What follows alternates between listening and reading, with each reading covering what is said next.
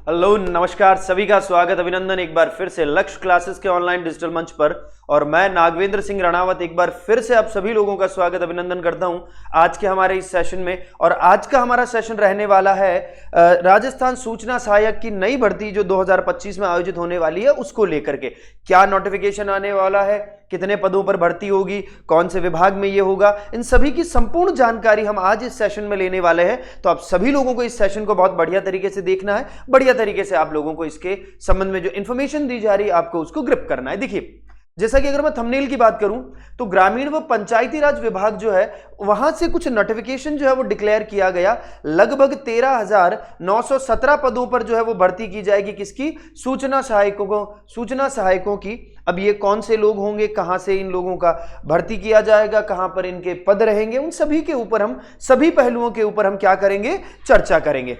और सबसे पहले मैं चर्चा करूंगा, देखिए ये एक नोटिफिकेशन है जो डिक्लेयर किया गया था और इसमें क्या दे रखा है कि एक तरफ तो कार्यालय का नाम दे रखा है और एक तरफ कितने पद सृजित किए जाएंगे उसके बारे में बताया हुआ है और कुल पदों की संख्या कितनी है उसके बारे में बताया हुआ है। देखिए समझिए, यहां पर वे ग्राम पंचायतें जहां पर आबादी अधिक है वहां एक सहायक प्रोग्रामर का पद प्रत्येक ग्राम पंचायत में होगा और जहां पर आबादी कम है वहां एक सूचना सहायक का पद प्रत्येक ग्राम पंचायत में जो है वो ग्राम पंचायत के लिए आवश्यक होगा। अब टोटल अगर मैं इन पदों की बात करूं तो कितना हो रहा है ये 11,307।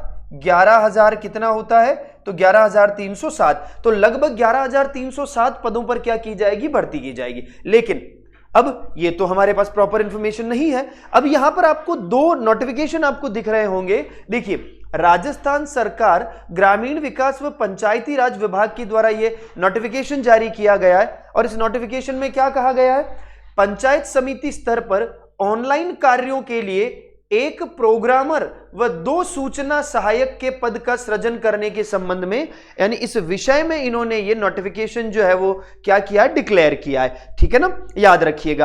अब इसी को आधार मानते हुए इधर 2 सेक्शन बताए गए हैं। एक तो हेड ऑफिस बताया गया है, एक जिला परिषद, एक पंचायत समिति और एक ग्राम पंचायत। अब समझना, यहां पर अगर मैं प्रॉपर तरीके से बात करूं, ओवरऑल पदों की बात करूं तो 13,917 है। लेकिन वहीं पर अगर मैं बात करूं हेड ऑफिस के ऊपर कितने सूचना सहायकों की भर्ती की जाएगी, तो देखिए हेड ऑफिस के ऊपर अगर मैं चर्चा करता हूं तो लगभग 30 सूचना सहायक हैं, सबसे पहली बात। फिर मैं यहां बात करता हूं जिला परिषद में कितने सूचना सहायक हैं, तो लगभग 198 जो है वो क्या है यहां पर, तो वो सूचना सहायक होंगे। पंचायत समिति में मैं बात करूं तो लगभग 1,000 सूचना सहायक जो है उनकी भर्ती यहां पर करी जाएगी। और वहीं पर मैं अगर बात करता हूं ग्राम पंचायत की तो लगभग 7,000 के आसपास यहां पर इनकी क्या की जाएगी, इनकी भर्ती करी जाएगी। अब इसका मतलब है ये तो हमने केवल और केवल सूचना सहायकों को लेकर चर्चा कर ली है।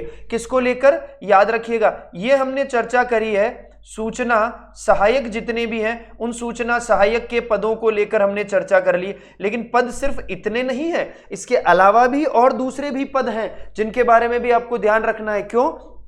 क्योंकि इस नोटिफिकेशन में जो पद थे वो पद कितने हैं, 13,917 है। यानी लगभग 13,917 के आसपास इन पदों पर भर्ती करी जाएगी और उसमें लगभग आपको ध्यान रखना है कि 8 के आसपास जो है वो सूचना सहायक होंगे। लगभग 8 सवा 8 के 8 साढ़े 8 हजार के आसपास सूचना सहायक हो सकते हैं। फिर देखिए यहां पर एक एग्जाम पैटर्न पर चर्चा करते हैं। भाई ये तो वैकेंसी आने वाली है, वैकेंसी तो आएगी, लेकिन आप लोग ऐसा तो है नहीं है कि वैकेंसी आएगी उसके बाद तैयारी में लगेंगे, उसके बाद तैयारी करेंगे फिर आप लोगों का सिलेक्शन होगा। नहीं भाई, हमें अभी से जगना है, हमें अभी से तैयारी करनी है, तब जाकर तो बाद में हम परीक्षा में सफल हो पाएंगे, है या नहीं? नहीं तो फिर हम में और दूसरों में क्या डिफरेंस रह जाएगा। देखिए सिलेक्शन का प्रोसेस क्या है थोड़ा सा वो समझते हैं। सबसे पहले एक रिटर्न एग्जाम जो एग्जाम है वो होगा, यानी सबसे पहले जो परीक्षा है वो परीक्षा होगी कौन सी, लिखित। उसके बाद कौन सा टेस्ट होगा, टाइपिंग। और उसके बाद क्या होगा, डीवी, जिसे हम कहते हैं ना डॉक्यूमेंट वेरिफिकेशन, वो डीवी होगा। अब यहां समझो, लिखित परीक्षा में 100 नंबर के जो है वो क्वेश्चन, मतलब 100 नंबर का ही रहने वाला है और मल्टीपल चॉइस है, यानी आपको ABCD में से ऑप्शन जो है वो आपको चूज करना है और उनमें से राइट ऑप्शन आपको फिल करना है। अगर आप पहला चरण पास करते हैं तब आप दूसरे चरण के लिए एलिजिबल होंगे। यानी अगर आप पहला चरण पास करते हैं तब आपका टाइपिंग टेस्ट के लिए आपको बुलाया जाएगा, और अगर आप इसमें भी सफल होते हैं तब आपका डीवी होगा, डॉक्यूमेंट वेरिफिकेशन होगा, और बाद में आपको फाइनल अपॉइंटमेंट लेटर देंगे। लेकिन इस परीक्षा को पास करने के लिए आपके पास क्या क्या योग्यता होनी चाहिए, कौन कौन से लोग ये परीक्षा दे पाएंगे, तो सबसे पहले यहां पर समझिए एजुकेशन क्वालिफिकेशन के बारे में बात करें तो आपका क्या होना चाहिए, इंजीनियरिंग जो है वो होना चाहिए, बीटेक होना चाहिए, सीएसआईटी है ना, या फिर बात करें इधर डिग्री या डिप्लोमा हो सकता है किसी भी ग्रेड का, पीजीडीसीए या फिर ओ लेवल भी किया हो तो भी चल सकता है, या और कोई डिप्लोमा अगर आपने किया हो कंप्यूटर से रिलेटेड या इंफॉर्मेशन टेक्नोलॉजी से रिलेटेड तो आप इसमें अवेल कर सकते हैं। जैसे डिप्लोमा पॉलिटेक्निक लेकिन किसमें, सीएसआईटी कंप्यूटर साइंस और इंफॉर्मेशन टेक्नोलॉजी में अगर किया है तो ये आप दे सकते हैं ना। फिर देखिए एज क्या रहेगी इसमें, तो अगर आपकी उम्र 21 से 40 वर्ष के बीच है आप लोग फॉर्म फिल कर सकते हैं।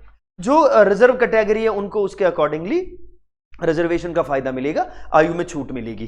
ठीक है, टाइपिंग टेस्ट रहने वाला है 20 शब्द प्रति मिनट, याद रखिएगा ये सबसे इंपॉर्टेंट है। टाइपिंग टेस्ट कितना रहने वाला है, तो याद रखिएगा टाइपिंग टेस्ट रहने वाला है 20 शब्द प्रति मिनट, याद रखना 20 शब्द क्या याद रखेंगे, प्रति मिनट। 20 शब्द प्रति मिनट जो है वो क्या रहने वाले हैं, तो आपको याद रखना है कि वो आपको टाइपिंग में इतनी स्पीड आप लोगों की होनी चाहिए। अगर आप इतनी स्पीड मेंटेन करेंगे तो ही आप लोगों का क्या होगा, टाइपिंग जो है वो क्लियर होगा। अब थोड़ा सा एग्जाम पैटर्न पे बात कर लेते हैं। जो लिखित परीक्षा है, जो रिटन एग्जामिनेशन है, वो रिटन एग्जामिनेशन कैसे होगा, तो देखिए 3 घंटे का पेपर रहेगा और लगभग 100 नंबर का ये पेपर रहने वाला है। पार्ट ए के बारे में बात करूं तो 70 से 80% जो वेटेज है वो आपका पार्ट ए का रहेगा, और वहीं पर पार्ट बी के बारे में मैं बात करूं जिसमें रीजनिंग और जीके वाला पोर्शन है उसका 20% के आसपास वेटेज रहेगा। मतलब अगर आप लोगों का पार्ट ए यानी कंप्यूटर और इंफॉर्मेशन टेक्नोलॉजी वाला मामला बढ़िया है तो आप लोग मान करके चलिए कि आपका पलड़ा भारी है, आपकी तरफ थोड़ा झुकाव है ना, और जीके और उसका इतना ज्यादा कोई वेटेज इसमें है नहीं। आगे देखिए आपको इसमें कौन कौन से सब्जेक्ट आते हैं जिनके ऊपर आपको बहुत अच्छे से फोकस करने की आवश्यकता है। सबसे पहले तो ऑपरेटिंग सिस्टम व एमएस ऑफिस के बारे में बात करें, word, excel, PPT, access operating system, इन सभी के बारे में। प्रोग्रामिंग के बारे में बात करेंगे, वेब टैग के बारे में बात करेंगे, नेटवर्किंग सिस्टम के बारे में बात करेंगे, नंबर सिस्टम के बारे में बात करेंगे और सिक्योरिटी एनालिसिस के बारे में बात करेंगे। ओवरऑल अगर सिनेरियो की बात की जाए तो जिसकी कंप्यूटर साइंस बढ़िया है उन लोगों का ही इसमें सिलेक्शन होने की जो पॉसिबिलिटी है वो ज्यादा है। थोड़ा सा लिखित परीक्षा के पैटर्न पर मैं और थोड़ा फोकस करूं तो आप देखिए यहां पर आपको दिखेगा कि ये भाग 1 है जो लिखित परीक्षा का है। योग्यता परीक्षण, सूचना प्रौद्योगिकी में सामान्य जानकारी और कंप्यूटर के मूल सिद्धांत। अब इसमें यह सारा चीजें यहां पर दे रखी है कि किस किस टाइप से आपका सिलेबस रहने वाला है और किस किस टाइप से आपको तैयारी जो है वो बहुत व्यवस्थित तरीके से करनी है। थोड़ा सा और अगर अपन चर्चा करें कि पेपर पैटर्न अपन ने समझ लिया, लेकिन सर कट ऑफ क्या रहती है, तो याद रखिएगा आखिरी बार जो एग्जाम हुआ उसमें कट ऑफ क्या रही, तो ये मान करके चले कि 100 में से अगर आप लोगों के 80 के आसपास अगर नंबर आ रहे हैं तो हम उसको मान सकते हैं सेफ जोन है। बाकी आप लोग देखिए हाल ही में जो रिजल्ट आया, मतलब 300 में से 250 नंबर वाला भी आदमी सेफ नहीं है ना। तो आजकल एग्जामिनेशन थोड़ा टफ हो रहा है, मार्किंग जो है वो भी थोड़ी अच्छी हो रही, तो आप लोगों को तैयारी भी बहुत बढ़िया तरीके से और अच्छी करनी है ना। जनरल की बात करूं तो 76% या लगभग 77% गई है, ओबीसी 76.22%, ईडब्ल्यूएस 73.42% और एससी की बात करूं तो 69.93% और एसटी की बात करूंगा तो 65.73%। यानी अब मान करके चलें कि ओवरऑल अगर आप सिनेरियो को लेकर के चलेंगे तो 80% आपको चाहिए, यानी लगभग आपको इतना स्कोर है तो हम ये मान सकते हैं कि हाँ मामला ठीक है, पलड़ा हमारी तरफ है। और वहीं मैं बात करूं कि आप लोगों की आमतौर पर प्रिपरेशन स्ट्रेटजी क्या होनी चाहिए, आप लोगों को किस तरह से तैयारी करनी है, तो बहुत ही प्रॉपर चीजें हैं। आपका जो मास्टर बेसिक्स है वो क्लियर होना चाहिए, फंडामेंटल्स बहुत बढ़िया होनी चाहिए, है ना। याद रखिएगा जो इंटरनेट कॉन्सेप्ट है वो आपके बहुत बढ़िया होने चाहिए। एमएस ऑफिस और ऑपरेटिंग सिस्टम जो है उसके बारे में बहुत अच्छा नॉलेज आप लोगों को होना चाहिए, और साथ ही साथ आप लोगों को टाइपिंग स्टार्ट करनी है। क्योंकि आप लोगों को अगर ये लगता है कि सर जब हम पहला चरण स्टेप पास कर लेंगे तब टाइपिंग करेंगे, तो नहीं हो पाएगा बाबा, तुमसे नहीं हो पाएगा फिर, है ना। याद रखिएगा। और याद रखिएगा देखिए लिखा है don't wait for result, practice करनी है 15 मिनट डेली आपको हिंदी और इंग्लिश में। क्योंकि आप लोगों को कितने शब्द लिखने हैं, मैं आपको फिर कह रहा हूं, आप लोगों को कितने शब्द लिखने हैं, तो आपको लिखने हैं 20 शब्द प्रति मिनट। कितना लिखना है, तो याद रखना 20 शब्द आपको लिखने हैं प्रति मिनट, है ना, 20 शब्द आपको लिखने हैं, और वो भी हर मिनट आपको 20 शब्द लिखने हैं। और इस हिसाब से ही आपको टाइपिंग स्पीड जो है वो आपकी मेंटेन करनी है। अगर इस हिसाब से आप करेंगे तो मामला आप लोगों के लिए बढ़िया रहेगा, है ना। लेकिन अब आपको ये समझ नहीं आ रहा है कि सर पुरानी परीक्षाओं में एग्जाम का पैटर्न क्या रहा, पुरानी परीक्षाओं में जीके का वेटेज कितना था, तो आप लोगों की इस दुविधा को दूर करने के लिए हमारी तरफ से पीवाईक्यू श्रृंखला में कुछ किताबें जो है वो पब्लिश की गई है। और इसी कड़ी में अगर मैं बात करूं तो राजस्थान भूगोल, राजस्थान हिस्ट्री, राजस्थान कल्चर, ये अपनी पॉलिटी और साथ ही साथ हिंदी व्याकरण की किताबें जो है ये आपको अवेलेबल करवा दी गई है। ये किताबें आप लोगों को लक्ष्य क्लासेस के एप्लीकेशन पर और आपके नजदीकी बुक स्टोर पर मिल जाएगी, आप लोग वहां से इन्हें परचेज कर सकते हैं, है ना। तो उम्मीद करता हूं आप लोगों को जितनी भी इंफॉर्मेशन हमने दी है इस सूचना सहायक की भर्ती को लेकर, आप सब लोगों को सारे कंफ्यूजन, सारे डाउट क्लियर हो गए होंगे। और जैसे ही नया अपडेशन मिलता है हम एक बार और उपस्थित होंगे। तब तक के लिए थैंक यू वेरी मच। जय हिंद, जय भारत।